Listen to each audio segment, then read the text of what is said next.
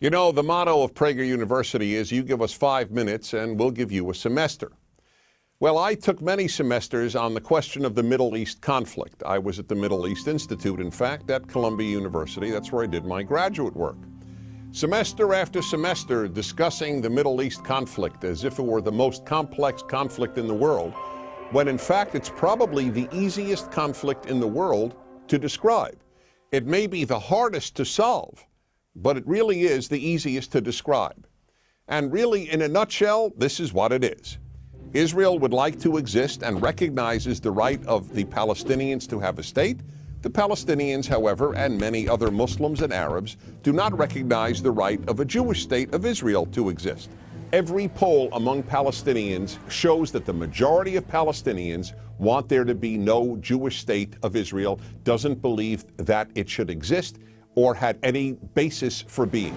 And this has been true since 1948, when the British left and the UN established a division. Palestine will be cut in half, a Jewish half and an Arab half. The Jews accepted it, the Arabs didn't accept it, and what happened the moment it was announced? Arab armies, about 7 Arab armies, attacked the Jewish state in order to destroy it. To everybody's surprise, the little Jewish state survived, and that was pretty much it. And then it happened again in 1967 when the dictator of Egypt, Gamal Abdel Nasser, said we are now going to extinguish the Jewish state of Israel. And Jordan joined him and Syria joined him, but Israel attacked first, and so Israel survived. And that is how Israel, and only that way, came to occupy what was called the West Bank of Jordan, where many Palestinians lived, because many Palestinians lived in that part of Jordan. So the war was over in '67, and what did the Arabs do? The Arab states all went to Khartoum, Sudan, and announced no recognition, no peace, and no negotiations. The 3 famous no's. What was Israel supposed to do? Then Israel made an agreement to give the entire Sinai Peninsula, an area of land bigger than Israel, with oil, back to Egypt, because they said they would make peace with Israel. Israel gives territory back for peace, and it will always do that.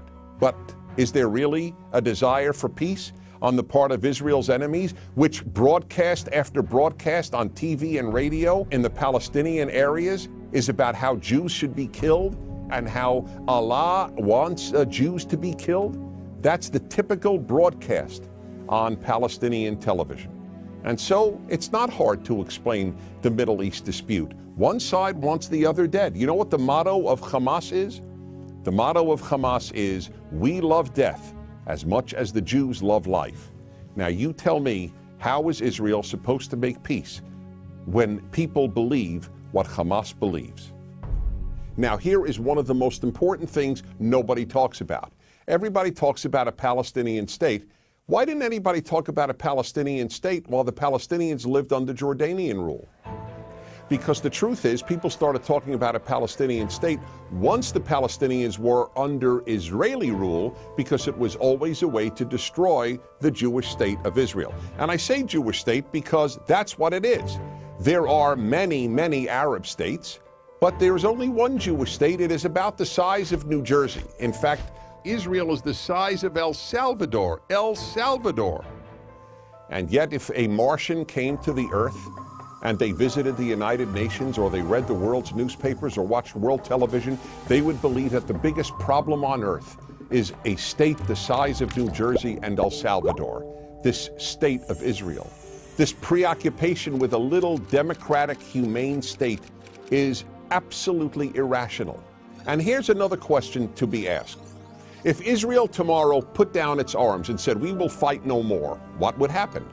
If the Arab countries around Israel said, we will fight no more, we put down our arms, what would happen?